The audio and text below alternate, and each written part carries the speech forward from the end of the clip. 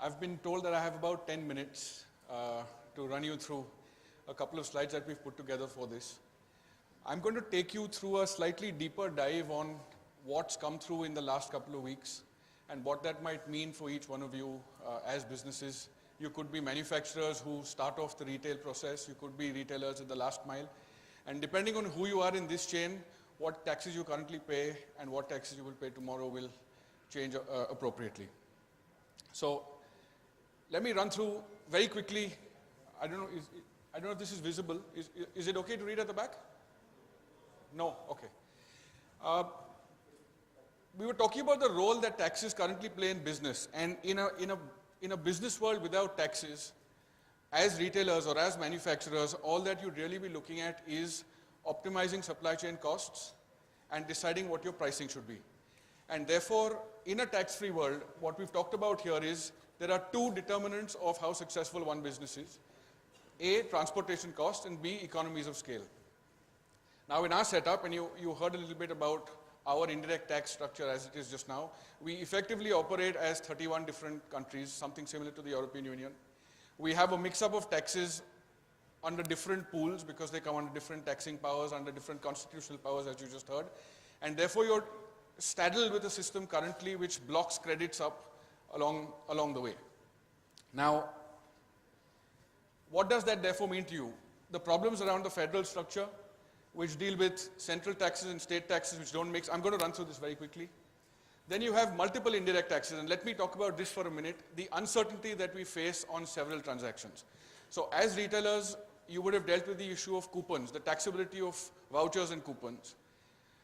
There was a recent case settled by the Supreme Court finally, but Bombay High Court had earlier held that Sodexo vouchers was something liable to entry tax, well, octroi in the city of Bombay because they were to be treated as goods. And that went to the Bombay High Court, and the Bombay High Court actually said that Sodexo vouchers are goods and pay VAT on them.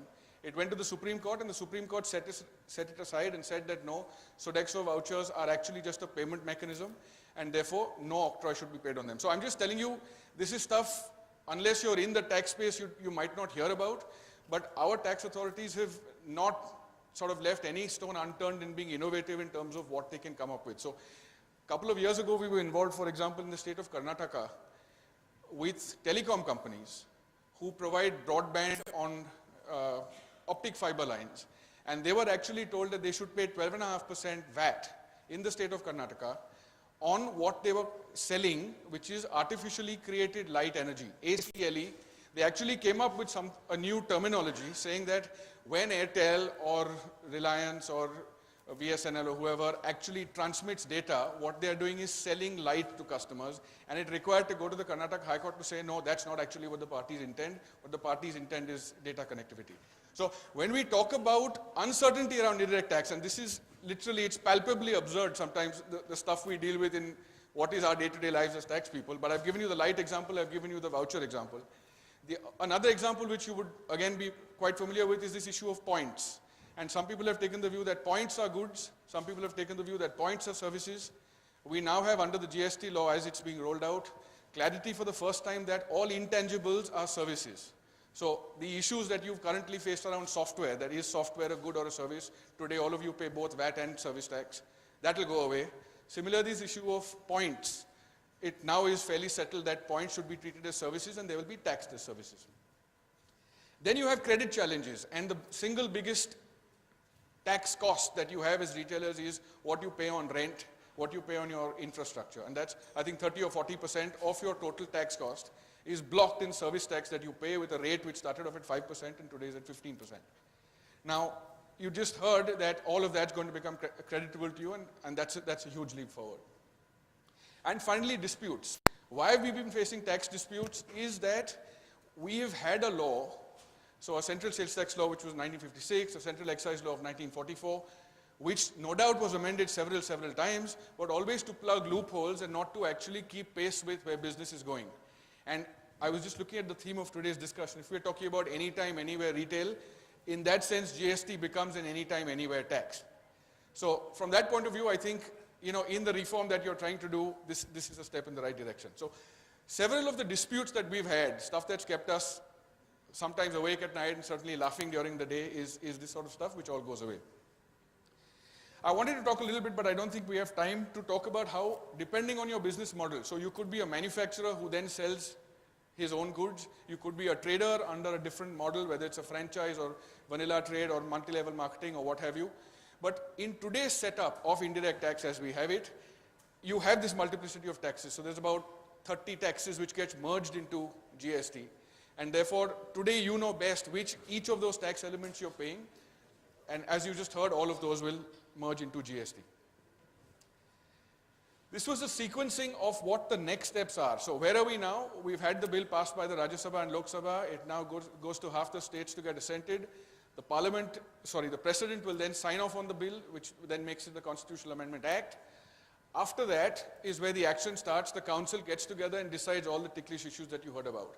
And until they actually come to that agreement on whether it should be a single rate or a multiple rate and all the questions that you all just raised, the system is complex enough as it is. All of us have had problems with a 26 AS with a 10 lakh assessee income tax. We're now going to move to a 75 lakh assessee pan-India for the first time. You also have one more problem under the GSTN, which is the GSTN is set up as one central IT body. Not all states are using the GSTN infrastructure. So states like Maharashtra, for example, I'm from Bombay, has decided that they have their own software, and that software will talk to GSTN, but it will not use GSTN. So you have some of the states like the northeastern states, for example, have just said, you know what, we'll just borrow GSTN and we'll run our system on GSTN. But mind you, that's only 13 states out of 31 who've done that. The rest of them will have their own tax systems talking to GSTN. So in addition to the fundamental tax complexity you heard, there's an IT challenge around this as well in terms, we all know how well systems talk to each other. So I mean, sometimes it's a struggle to get a printout. So, you know, I'm just saying, so that's where we're at. So we'll have the law come together and probably you'll have 3 months. So it's not going to be till the winter session, which is November, December, that the states will pass their law. And that leaves you pretty much 3 months if the April deadline's real. I think most people are saying under their breaths that that's really not something realistic. But again, it takes me back. I never tire of giving this example. When MVAT in Maharashtra rolled out in 2005, the official circular from the Commissioner of Sales Tax in Maharashtra came out on 4th of April saying that, by the way, we implemented MVAT 4 days ago. So that's how it happened. So while you were sleeping is taken to a whole new level. So again, there are different sort of points to talk about in terms of where potential roadblocks might be, where the states might agree, where the states might disagree, whether the IT will work, whether the IT will work well enough, or whether the government will look, so long as you can register and pay tax, credits can follow later. Because, you know, all of this is going to be important if your tax gets blocked. All of these are things which we're going to actually see how it goes along. Maybe I think we'll circulate these slides to you because these actually went into a deeper dive on each of the key elements of the draft law which came out. It's not a perfect law. In fact, it's a patchwork. So if I were to take the fabric example, because we've been talking about fabrics here, it's not even a cloth with a lot of creases. In fact, it's a patchwork of cloth of several rags which have been put together, and there's still a lot of holes in them. So you've borrowed stuff from customs, you've defined terms and then not used those definitions. You have terms which contradict each other. So depending on what you look at, there's plenty to sort of worry about how it's going to be. Let me talk about discounts though, because this is something which actually made the newspapers. Saying that if you give a discount, this might be more on an upstream, may not be at last mile retail, but it's something you all should know, that discounts are not going to be GST deductible if they are not declared at the time of sale. So post facto discounts are not allowed unless they've been contracted. So several manufacturers or distributors have this scheme saying, today I'm giving you a trade discount of so much, but if at the end of the year or at the end of 6 months you've reached this turnover, then you get a additional discount of so much more. Now, under the draft GST law, that's not going to be a tax deductible discount. Now, that seems to be a hangover of the old central excise days or the old VAT days, because if today we've genuinely moved to taxing on transaction value, which means every sale at its actual sale price, which is what GST is supposed to do, there's no justification at all to say that you won't give deduction for discounts, because when the subsequent sale happens, tax is going to be paid fully. So why stop the credit or why stop the adjustment for an upstream stage of that value chain? So again, from an RAI perspective, I think this is something which should be taken up. the treatment of discounts will otherwise hurt everybody in the value chain. The second is the concept of what are the challenges around valuation. Again, I'll talk about one point because that again made the newspapers, where in the context of e-commerce they said what happens to the buy one get one free. And all the newspapers carried the story to say that there's going to be no more buy one get one free because the seller is going to have to pay VAT on the second free item. Now again, while there are several ways to skin this cat and you can actually set up structures by which you don't end up paying tax on the second transaction. But again, from a representation point of view, if we want to be part of that participation process and say we are part of making a good law, that's again something which we need to talk to government about, or talk to parliament about, and tell them that again, there's no basis for you to say that if buy one get one free, again, if you're following the concept of transaction value, which means I will pay tax on what I sell at, then there's no reason to say that the second one's free. Why not look at it as a quantity discount? And again, if it's ultimately a value chain, there shouldn't be, you're creating tax on tax otherwise. So I just thought there are, like I said, on each element of, what happens to the composition rate. They've said the composition rate will be minimum 1%. So if you're a last mile dealer, today you're operating at a 10% margin. You're already going to lose 6 or 7% because you're moving from a 12.5% VAT. Remember, you don't care about excise. The average trader in a downstream FMCG product doesn't care about excise because something happened upstream at the factory gate level, and thereafter we are all talking only VAT or all talking only CST. For you, therefore, you're moving from an effective 12-13% rate to an 18-20% rate, which means there's 5-6% taken off your margin there. And if you're composition, you pay a minimum of 1, which means another 1% taken off there. So effectively, I think we're going to see some squeezing out of small players downstream in the value chain, because they'll either have to opt out of the composition and become full-fledged GST dealers, which means the whole composition concept fails, or they're really going to get squeezed on how much money they get for the value addition that they do. Stock transfers is something we spoke about a little bit. Registrations. Today, for those of you who are service providers, or you deal with service providers, you deal with a central registration. Everyone is now going to have to decentralize. So we're going to pretty much become like the European Union. The European Union has what they call the EU VAT directive. The EU VAT directive says this is the base law, each country implement your own way.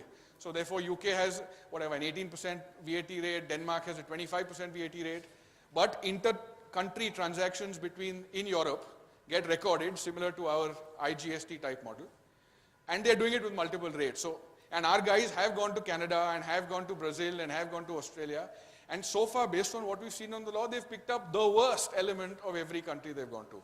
So there's no good reason to imagine that we're going to have the simplicity that we've talked about.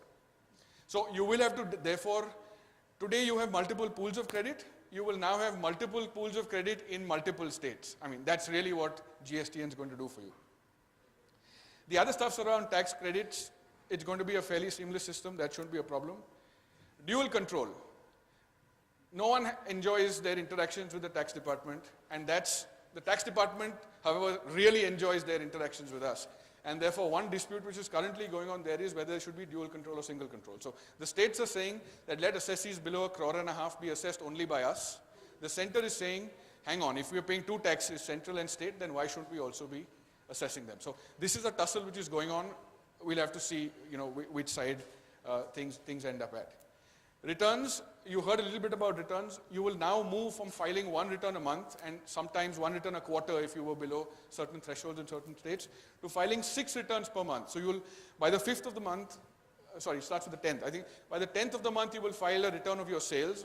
By the 13th for your ISD, for your 15th for your purchases. On the 20th for a consolidated return, you'll then file a separate ISD return. Then you'll file an annual return. So please invest in IT infrastructure and return filing specialists, because this is really what's going to happen under GST.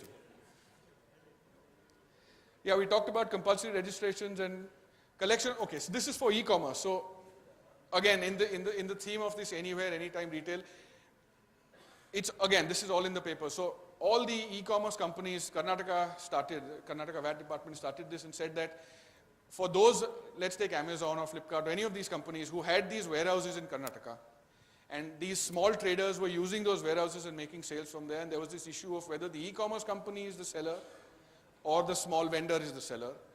That went, so it started off by saying that the e-commerce company should register because they are agents. So these have been disputes which have started in different states. It started off as being a VAT dispute. It's now become an entry tax dispute. So this matter is currently present before 4 High Courts. So the Uttarakhand High Court, Gujarat High Court, Karnataka High Court, and Calcutta High Court.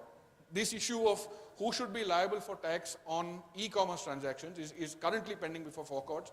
Of course, in addition to the 9-member constitution bench, which is looking at entry tax in the Supreme Court now for the last 2 weeks.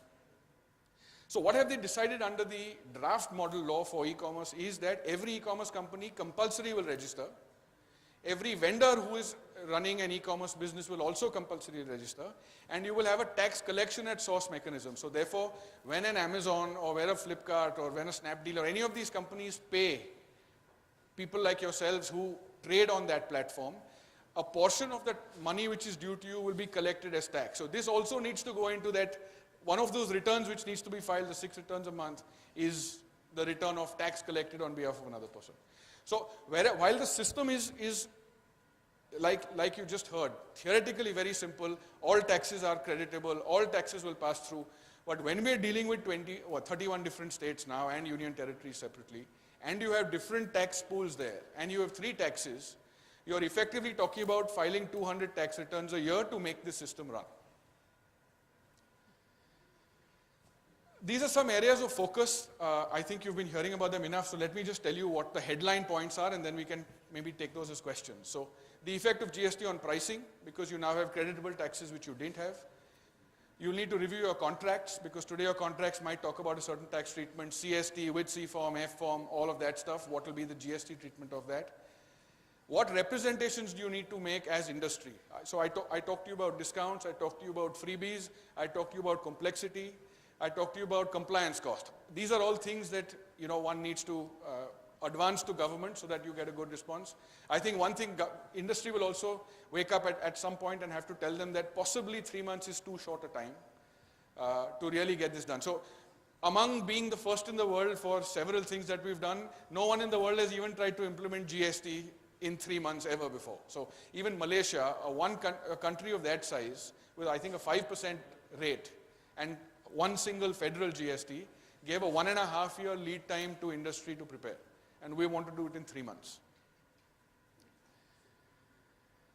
Then we talked about impact on supply chain. Now, there's this concept, when you're talking about all these return filings, right, your vendor, your customer, and your wherever you are in that value chain, there's also this concept of blacklisted dealers. So in addition, you will be now ranked almost like an Uber app saying, are you a good driver, are you a good customer? It's going to be, are you a good taxpayer? Because depending on how good or bad a taxpayer you are, you will have certain rights towards taking credit and not taking credit, because you could get blacklisted, which has certain implications for credit taking. So there are all these very nuanced elements in the GST design also. And I can't emphasize enough this whole issue of ERP. So there is going to be this huge shift to dependence on IT, because this is absolutely not something which people can do in Excel. So today we have companies who have an SAP program, but yet the Z reports are being downloaded and converted into Excel files and then used for filing of returns. With this level of volume for each transaction being uploaded, that's something which just cannot happen. So I'm going to last 2 slides. What are the key takeaways? One, now is the time to begin, which you just heard. The second, I would suggest a top-down approach. So first, look at what your business is like, identify each of your tax business points, which of those business points will translate into the GST model, and then decide your appropriate course of action. You need a holistic approach. So it now cannot be, this is what I'm doing in this state, this is what I'm doing in that state, because you heard about the consolidation you will have on transportation. So it is really going to redefine how supply chains are run. Huge amount of documentation will have to be done. So we talked about the treatment of freebies, discounts.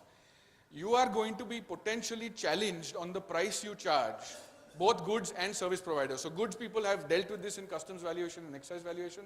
Service tax had very limited questioning power on what value you could charge at. So today if your uncle is a doctor and he treats you for free, he can be asked tomorrow, saying, why did you not charge your nephew when you gave him medicine? Not only that, he will be told that he's a related party to you, and therefore you have to do an arm's length benchmarking, and I will not even accept the transaction value that you charge. So this is, when you get into documentation aspects, you need to be prepared that you are going to get tested on every commonsensical assumption that you made will actually get tested under this new touchstone of what the definition of the law are. Last, prioritize your transitioning. So if we really are going to go headlong into this wall at 300 miles an hour, plan your transition. And I remember I was writing some articles for Storai back in 2000, I think 2009. So if any of you have those old issues, there are 2 articles written by me on GST. It's been 8 years and we're still discussing the same stuff. But we talked about at that time saying, what should you do first? And what you should do first is make sure that on 1st of April, if that's the day, you can actually issue a valid invoice, because optimization can follow, but compliance has to be ready on the first day.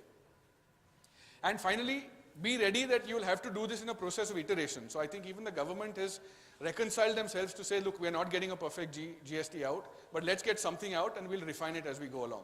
And pretty much I think we're going to have to approach it the same way. So let's first survive the journey, and then once we're there, we'll make the best of what that new paradise unfolds for us. Thank you. If there are any questions, please shoot. Thanks.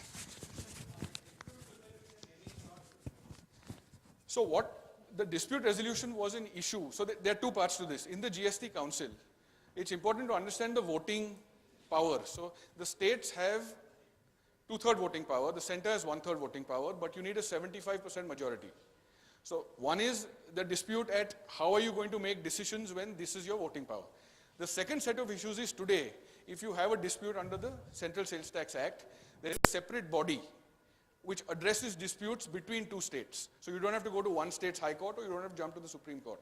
This is the stuff which actually is being discussed. So when Parliament, this was one of the demands which had been made when the refinements were made to the bill. What has now been decided that the Council will come up with a suitable mechanism. The old bill, so this is the 122nd Amendment Bill, the 115th Amendment Bill, which would be tabled during the UPA government, had a separate dispute resolution authority, but that clause was dropped. So one possibility is that they will reinstate some form of dispute resolution authority under the auspices of the Council, because now the Constitution will not be amended again. So whatever will happen based on what the Council decides. And the Council, for those who don't know how this is going to work, there is this empowered committee of state finance ministers and the union finance minister. Today that is a body who meets and does, carries out these discussions, comes to the decisions that they do, but technically they are not mandated by the Constitution. So what they discuss is of course binding because they are the state finance ministers of their state, but they will now become a constitutional body. The same people will become a constitutional body called the GST Council. So all decisions that we now have under GST, rates, what's at what rate, who's in, who's out, when does petroleum come in, what happens to alcoholic beverages, all of those things are things that the GST Council will decide. Thank you, Mr. Udyan. Thank you.